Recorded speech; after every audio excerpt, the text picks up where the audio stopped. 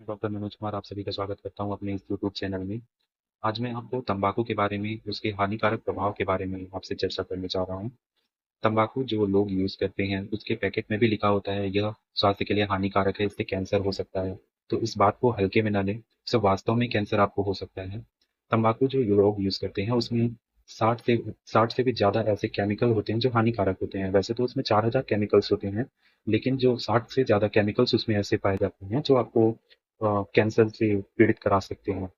तो उन 60 केमिकल्स में निकोटीन निकोटीन तो आप अक्सर सुने ही होंगे। निकोटीन तो एक अलग ही उसकी दुनिया है। इसके अलावा भी और भी केमिकल्स होते हैं जो आपको हानिकारक इफेक्ट्स पहुंचा सकते हैं, जिसमें नाइट्रोसामाइन होता है, बेंजोपायरीन होते हैं। तो ये सब जो होते हैं वो आपके ओरल कैविटी में कैंसर करा सकते हैं।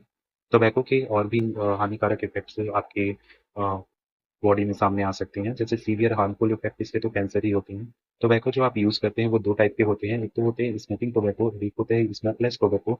स्मोकिंग टोबैको जो होता है वो जैसे सिगरेट आप यूज़ करते हैं वो स्मोकिंग टोबैको में आता है, और एक होता है स्मोकलेस टोबैको। तो स्मोकलेस टोबैको में आप गुटखा, खैनी, जर्दा ये सब का यूज़ करते हैं। टोबैको यूज़ करने से आपको एक तो जो डायरेक्ट हार्मफुल इफेक्ट होगा वो स्टेनिंग का होगा और हैलिडोसिस का होगा। स्टेनिंग मतलब जो आपके दांत होंगे और आपके जीभ होंगी उनका कलर पीला, येलो कलर, पीला या लाल कलर में हो जाएगा। और हैलिडोसिस मतलब आपके जो मुंह से दुर्गंध आना चालू हो जाएगा, बदबू आनी चालू हो जाएगी। ये जो गुटखा का जो यूज़ करते हैं लोग, उससे होता ये है कि आपके जो मसूड़े होते हैं उसमें ब्लड फ्लो धीमा हो जाता है। मतलब जो नॉर्मल कंडीशन में फ्री ब्लड फ्लो होता है उस टाइप का ब्लड फ्लो आपके मसूड़े में नहीं हो पाता है। इसके कारण आपको जिंजिवाइटिस मतलब मसूड़े का सूजन भी हो सकता है, और उसके बाद पेरियोडोंटाइटिस भी हो सकता है। मतलब पेरियोडोंटल फाइबर आपके ढीले पड़ सकते हैं जो मसूड़े में उपस्थित होते हैं आपके दांतों के पास। तो इससे क्या हो जाएगा, आपके जो दांत है वो हिलने लग जाएंगे बाद में, और हिलने लग जाएंगे तो वो जल्दी टूट जाएंगे। और तंबाकू खाने वालों में या गुटखा खाने वालों में ये भी कॉमन रहता है कि उनके जो मुंह में किसी प्रकार का जैसे अल्सर हो गया, मतलब मुंह में छाला होना, तो ये सब जल्दी हील ही नहीं होते उनके में।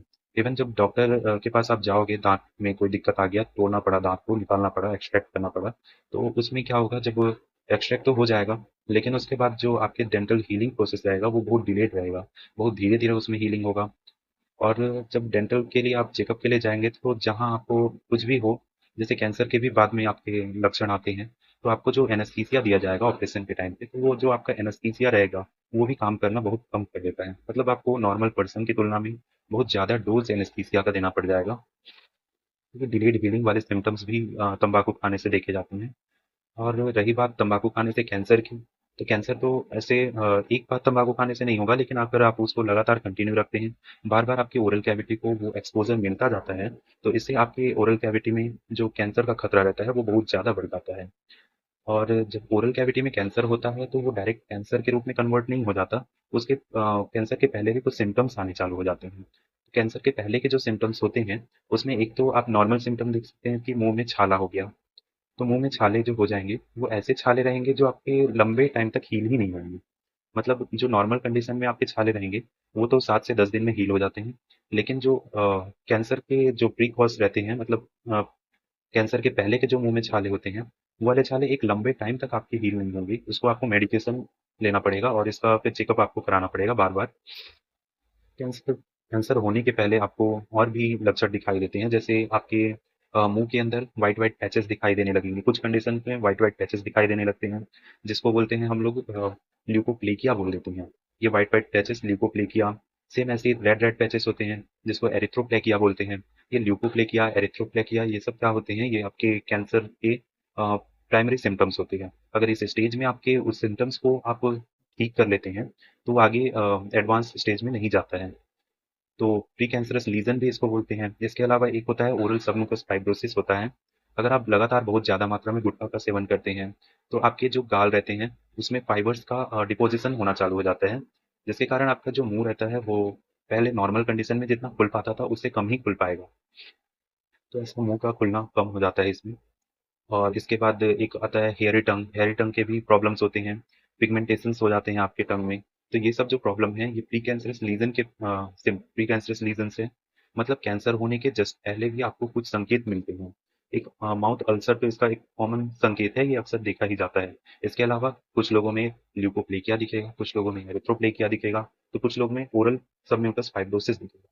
इसके बाद भी अगर आप इसे कंट्रोल नहीं करते हैं, मतलब आपकी जो गुटखा खाने की आदत है, तो उसमें आपको लास्ट में कैंसर का सामना करना ही पड़ेगा। और कैंसर को आप जानते हैं कि एक स्टेज से चालू होके 2 सेकंड स्टेज, थर्ड स्टेज ऐसे करके एडवांस स्टेज में वो जाता जाएगा और लास्ट में डेथ में जाके वो रुकता है। सही समय में इसका इलाज कर पाना अब तो संभव है, लेकिन जब स्टेज बढ़ जाते हैं सेकंड स्टेज, थर्ड स्टेज पर, तो जैसे-जैसे ये बढ़ता जाता है, वैसे-वैसे और कठिन होता जाता है और व्यक्ति को बचा पाना भी मुश्किल हो जाता है। इसलिए सभी से रिक्वेस्ट ये करूँगा कि जो भी गुटखा या तम्बाकू का सेवन करते हैं, इसका सेवन ना करें। Thank you.